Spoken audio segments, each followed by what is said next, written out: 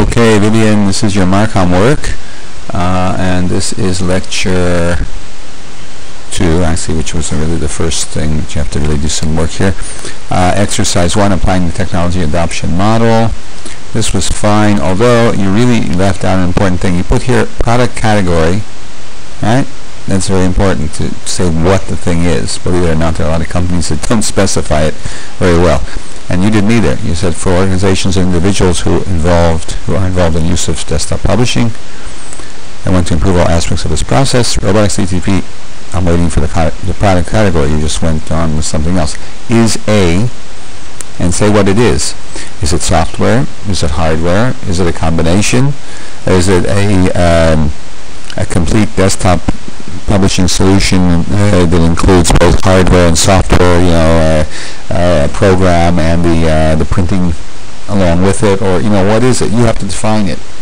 Without defining it, then that leaves the prospect kind of wondering exactly what you're selling them.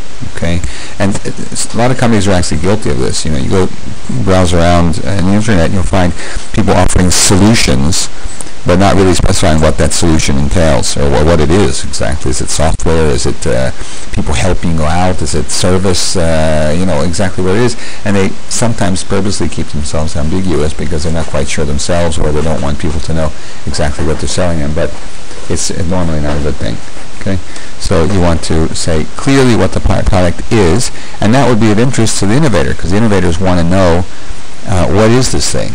Is this a new method of whatever it is, a new kind of program that takes advantage of your existing hardware, or is it a complete robot that includes physical parts too, such as printing and laser and other things that have some kind of state-of-the-art, some new way of doing things that would highly interest them as well.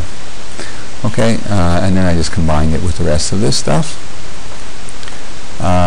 This statement of differentiation seemed a bit, I didn't quite understand what you were doing here.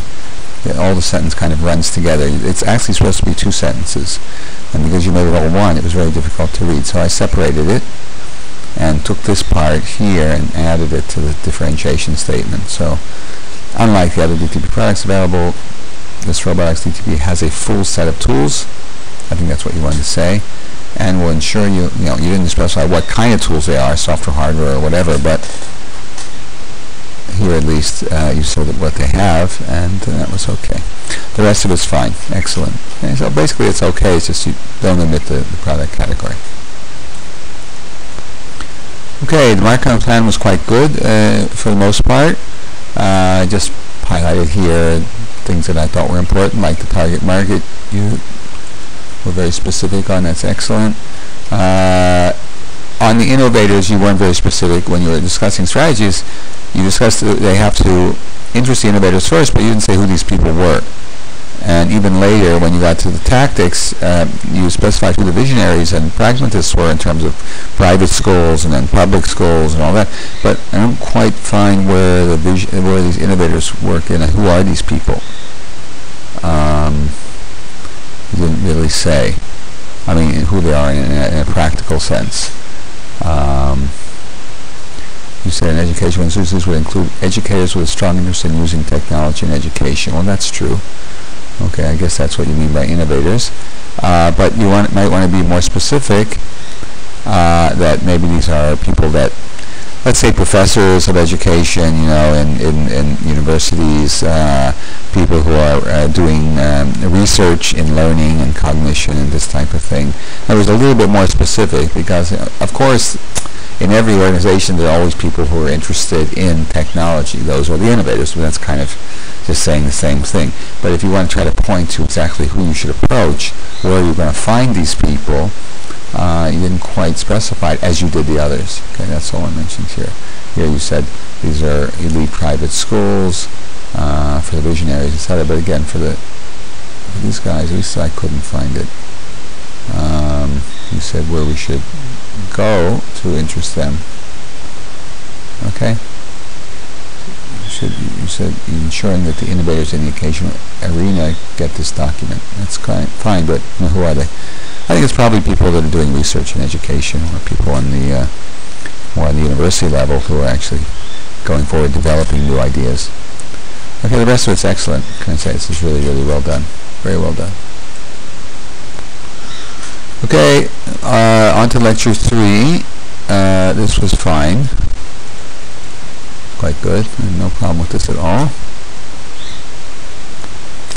Okay, the scenario that you wrote out, also very convincing. Very good. Very well done. I didn't find anything to correct there. It was a good job. Very explicit and easy to follow. Okay, the logo part was good. The analysis, the idea of their emphasis on your expertise. Really, this is what you got here. That's very good. And leadership, I think the idea that they have more expertise than anybody else, I think, is the main thing. That was quite well done, though. You did this fine, and this also well done. Okay, for the revision of this passage here on the Norton thing, you started off well. It's pretty well done, but again, from the feedback lecture, you know that I didn't like the idea of this thing over here that says Norton 1.1 received rave reviews, and now with the introduction newly so-and-so. It seems kind of suspicious, because in software a lot of times you can have an earlier version gets rave reviews. Yeah, but what about this one? It doesn't say anything about that this version got rave reviews, and it's a little bit, and you can say, let's see what the experts have to say about Norton 2.0. It's not good for software advertisements. You should just know that. I didn't really say that in the lecture, so it was kind of a bit of a trick question, but normally speaking, the reviews come out even before the software is released. The things are reviewed, internally by beta site, by these innovators, and that start looking at it right away, even before it's released to the public, so that you've already got the rave reviews out there before people even have a chance to buy it. Bloggers and specialists, are getting a sneak preview and that type of thing. If an advertisement like this comes out and says, let's see what people say about it, then it's already not so good. That's like, whoa, who knows what's wrong with this one. Anyway, I don't think it's such a great idea to use as an advertising for software. Just that part, not to mention the history. The rest of it's fine. Okay, your messages over here seem okay. The first one, you're emphasizing the idea of high-end, which is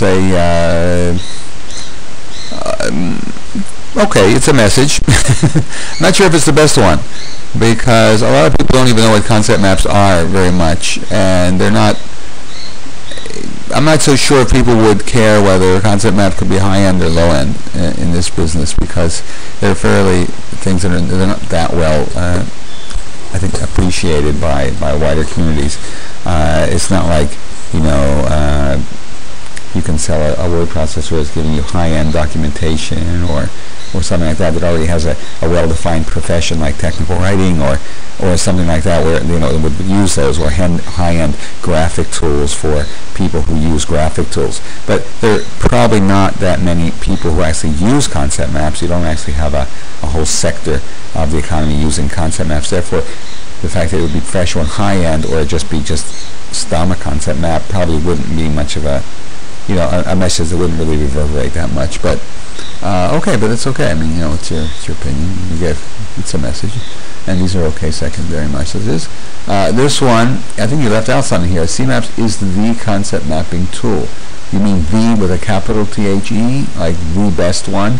You should probably put is the world's leading, or as is the educational professions leading concept mapping tool, something like that. There has to be some kind of adjective here that kind of differentiates it, and that really gives some kind of an emotional impact to the message. Otherwise I'm not quite sure. Well, you did put here leading the educational arena into the future. You say it's about independent learning. Oh, okay, I don't know. I think there needs to be an adjective after the. Strange, either that or capitalize the. This is fine. And this one is the most concrete message, really. The message here is, you're turning bored passive students into active motivated students. That's good.